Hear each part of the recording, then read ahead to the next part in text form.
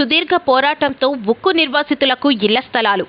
38 ఏళ్ల సుదీర్ఘ పోరాటం వల్ల ఎట్టకేలకు ఉక్కు నిర్వాసితులైన అగనంపూడి దగ్గరలోని కర్ణవానిపాలెం, శనివాడ గ్రామాలకు చెందిన 97 మందికి రాష్ట్ర ప్రభుత్వం ఇళ్ల స్థలాలు కేటాయించడాన్ని సిపిఎం పోరాట విజయంగా ప్రకటిస్తుంది. కర్ణవానిపాలెం దగ్గరలోనే లేఅవుట్ వేసి ఒక్కో కుటుంబానికి 107 గజాల చొప్పున ప్రభుత్వం ఇళ్ల స్థలాల పట్టాలు మంజూరు చేసింది. ఉక్కు కర్మాగారం నిర్మాణానికి 68 గ్రామాల ప్రజలు 23,000 ఎకరాల భూమిని త్యాగం చేశారు.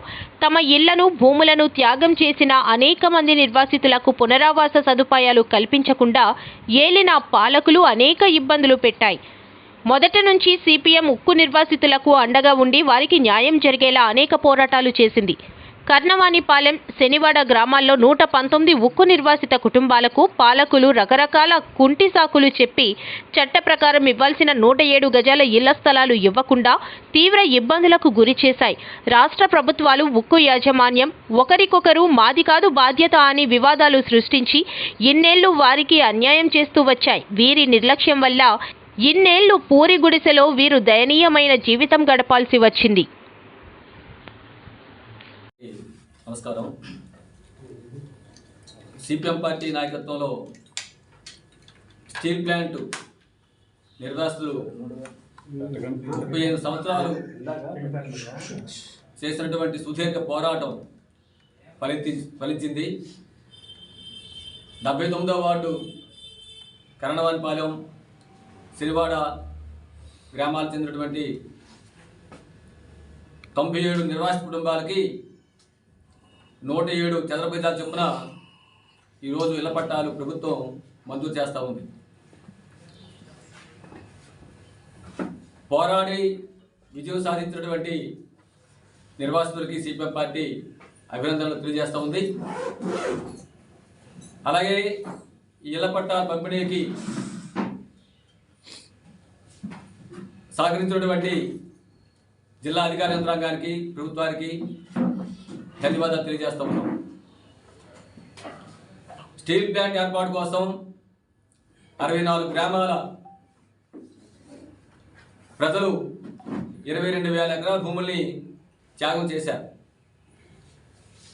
ఈ సందర్భంగా 16,500 మంది నిర్వాసితులయ్యారు. నిర్వాసిత కుటుంబాలకి ఒక్కొక్కరికి 107 చదరపు గజాల చొప్పున ఇళ్ల స్థలాలు ఇవ్వాలని చెప్పని 1981లో ఒప్పందం జరిగింది. ఆ రోజు సిపిఎం పార్టీ కోరింది భవిష్యత్తు కుటుంబాలు పెరుగుతాయి కాబట్టి 107 చదరపు గజాలు కాదు, కనీసం 5 సెంట్లు చొప్పున ఇవ్వాలని చెప్పని ఆ రోజు డిమాండ్ చేశాం. కానీ ఒప్పందంలో అది 107 చదరపు గజాలకే పరిమితమైంది. ఈ విధంగా నిర్వాసితులకు ఇవ్వాల్సిన ఇల్లుని గంగవరం, పెదగంట్యాడ, కంటి కాలనీ, అగనంపూడి ఈ ప్రాంతంలో ఉన్నటువంటి వాళ్ళకి ప్రభుత్వం స్థలాలు మంజూరు చేసింది. కానీ కర్ణవానిపాలెం, శనివాడ గ్రామానికి సంబంధించినటువంటి నిర్వాసితులకి ఇంతవరకు పంపిణీ చేయకపోవడంతో ప్రభుత్వాలు మారుతున్నాయి, మంత్రులు మారుతున్నారు, ఎమ్మెల్యేలు మారుతున్నారు, అధికారులు మారుతున్నారు. నిర్వాసితులు మాత్రం ఇళ్ల స్థలాలు దక్కలేదు, వాళ్ళ కమలలో మగ్గిపోతారని చెప్పినటువంటి ఆందోళనతో సిపిఎం పార్టీ బాధితులు సమీకరించి పెద్ద అనేక రూపాల్లో ఆందోళన పోరాట కార్యక్రమాలు నిర్వహించింది. దీంతోపాటు జిల్లా కలెక్టర్లకి, మంత్రులకి, ముఖ్యమంత్రులకి వినతులు కానీ రాయబారాలు నడిపింది. కంటిన్యూస్గా వీరి న్యాయం జరిగే వరకు పోరాటం చేయాలి అనే సంకల్పంతో సిపిఎం పార్టీ గత 38 సంవత్సరాల నుంచి వివిధ రూపాల్లో పోరాటం ఫలితంగా ఈరోజు ప్రజలకు న్యాయం జరిగిందని చెప్పడానికి మేము సంతోషిస్తున్నాం. పోరాటాలు జరిగితే వృధా పోవు, ఖచ్చితంగా తమ న్యాయమైన హక్కులు, సదుపాయాలు సాధించుకుంటారని చెప్పినది ఇది ఉదాహరణగా నిలుస్తుంది. దీంతో పాటే సిపిఎం పార్టీ డిమాండ్ చేస్తున్నది, ఇళ్ల స్థలాలు అయితే ఇచ్చారు, ఆ ఇళ్ల స్థలాలు ఇల్లు కట్టుకోవడం వీళ్ళంతా పేదలు కాబట్టి ప్రతి కుటుంబానికి 10 లక్షల రూపాయలు చొప్పున ప్రభుత్వం సహాయం అందించి వాళ్ళు ఇల్లు కట్టుకునేందుకు సహకరించాలని చెప్పని మేము డిమాండ్ చేస్తూ ఉన్నాం. అలాగే వీరికి 16,500 మందిలో ఇంతవరకు 8,500 మందికి ఉద్యోగాలు ఇచ్చారు. మిగతా 8,000 మందికి ఇంతవరకు ఉద్యోగాలు ఇవ్వలేదు. ఆ విధంగా కూడా అన్యాయం జరుగుతూ ఉంది. కాబట్టి కేంద్ర ప్రభుత్వం రాష్ట్ర ప్రభుత్వం రెండు వెంటనే చిత్తశుద్ధితో ఈ నిర్వాసితులకి ఉద్యోగాలు కల్పించే చర్యలు చేపట్టాలని చెప్పని మేము డిమాండ్ చేస్తూ ఉన్నాం. కేంద్రం మీద రాష్ట్ర ప్రభుత్వం ఒత్తిడి తీసుకొచ్చి మీకు బాధ్యత ఉంది, జగన్మోహన్ రెడ్డి గారికి మీకు బాధ్యత ఉంది, మీ బాధ్యత సక్రమంగా నిర్వర్తించి మీరు కేంద్రం మీద ఒత్తిడి తీసుకొచ్చి ఎవరైనా నిర్వాసిత వరకు ఉద్యోగాలు లేకుండా ఈరోజు భూములు కోల్పోయి, ఆస్తులు కోల్పోయి, గ్రామాలు కోల్పోయి వీధిని పడ్డారో ఆ వీధిని పడినటువంటి నిర్వాసిత కుటుంబాలకి వెంటనే ఉద్యోగ అవకాశం కల్పించడానికి కోసం జగన్మోహన్ రెడ్డి గారు మోడీ ప్రభుత్వం ఒత్తిడి తీసుకురావాలి. మోడీ ప్రభుత్వం కూడా వెంటనే మీ మోసాలు ఆపి మోసాలు కట్టిపెట్టి ఈ నిర్వాసితులకు వెంటనే ఉద్యోగం కల్పిస్తారని చెప్పి డిమాండ్ చేస్తున్నాం. నిర్వాసితులకు ఉద్యోగం కల్పించే వరకు ఖచ్చితంగా సిపిఎం పార్టీ పోరాడుతుందని చెప్పని మీ ద్వారా తెలియజేస్తా ఉన్నాం. ముఖ్యంగా ఇప్పుడు ఈ మధ్యకాలంలో తెలుసు మీకు 1050 రోజుల నుంచి స్టీల్ ప్లాంట్ ఉద్యమం ఏదైతే జరుగుతుందో ఆ ఉద్యమం తోడ్పడింది. అంతకుముందు ఈ నిర్వాసితులకు సంబంధించి అనేక చోట్ల ఆందోళన పోరాటాలు చేసినప్పటికీ ప్రభుత్వం ఎక్కడా స్పందించలేదు.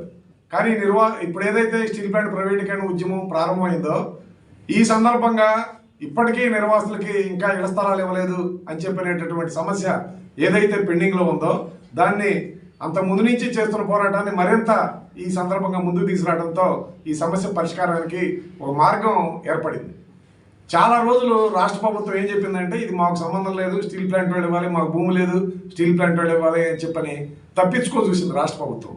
కానీ స్టీల్ ప్లాంట్ యాజమాన్యం స్పష్టంగా చెప్పింది వాస్తవంగా భూసేకరణ కానీ నిర్వాసులకు సంబంధించిన అంశం కానీ అది రాష్ట్ర ప్రభుత్వానికి సంబంధించినటువంటి అంశం. గతంలో ఉన్న రాష్ట్ర ప్రభుత్వం కానీ ఇప్పుడున్న రాష్ట్ర ప్రభుత్వం కానీ నిర్వాసుల ఎడల నిర్లక్ష్యం వహించిన కారణంగానే ఇన్ని సంవత్సరాలు పట్టింది. ఆ నిర్లక్ష్యాన్ని వేయటానికి అనేక సార్లు చేసిన పోరాటాలు నేటికి ఫలించినాయి. వాళ్ళు పాపం అనేక ఇబ్బందులు పడ్డారు. ఈ రోజుకి వాళ్ళు పాకలు మళ్ళీ పాకలు తీసేసి వేరే నిర్మించుకుందామంటే నిర్మించుకుని ఇచ్చేవాడు కాదు స్టీల్ ప్లాంట్ వాళ్ళు. పాత ఇళ్ళు పడగొట్టిన పరిస్థితి, వాళ్ళు చాలా అనేక ఇబ్బందులు, వర్షాలు పడితే చాలా ఇబ్బందులు పడ్డ పరిస్థితి. ఈ రోజుకి ఆ ఇబ్బందులన్నీ కూడా తొలగినాయి. సిపిఎం పార్టీ ప్రత్యేకంగా దీని ఎడల ఒక బాధ్యత తీసుకొని అన్ని సందర్భాల్లో ఏ కలెక్టర్ మారినా కలెక్టర్ వచ్చిన వెంటనే ఆ కలెక్టర్కి ఈ అంశాన్ని వాళ్ళ కలెక్టర్ ముందుకు తీసుకెళ్లేవాడు. అలాగే ఏ ప్రభుత్వం మారిన వెంటనే వాళ్ళ దగ్గరికి ఈ అంశాన్ని తీసుకెళ్లేవాడు. అలాగే మంత్రుల దగ్గరికి, ఎమ్మెల్యేల దగ్గర కూడా సిపిఎం పార్టీగా నిరంతరం పట్టు వదలకుండా ఈ సమస్య మీద పోరాటం కానీ రాయబారాలు కానీ నడిపిన కారణంగానే ఈ సమస్య పరిష్కారానికి మార్గం చూపింది.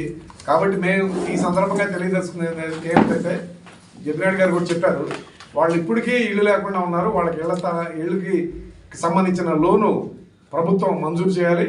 అలాగే ఇప్పటికీ ఉద్యోగాలు లేకుండా ఉన్నారు చాలామంది, వాళ్ళకి ఉద్యోగాలు ఇవ్వాలి. ఒక 7గురికి చిన్న సమస్యల కారణంగా 7గురికి పెండింగ్లో పెట్టిందో ఆ 7గురిది కూడా వెంటనే క్లియర్ చేయాలి. ముఖ్యంగా వాళ్ళు ఉపాధి లేని తీవ్రమైనటువంటి పరిస్థితి అనేది ఉంది. ఉపాధి కల్పించేటందుకు కూడా స్టీల్ ప్లాంట్ యాజమాన్యం కానీ అలాగే కేంద్ర ప్రభుత్వం వెంటనే చర్యలు చేపట్టాలి. రిక్రూట్మెంట్లో వాళ్ళకి ప్రత్యేకత కల్పించి వాళ్ళకు ఉపాధి కల్పించేందుకు సరైన చర్యలు చేపట్టాలని చెప్పని సిపిఎం పార్టీకి డిమాండ్ చేస్తా ఉన్నాం.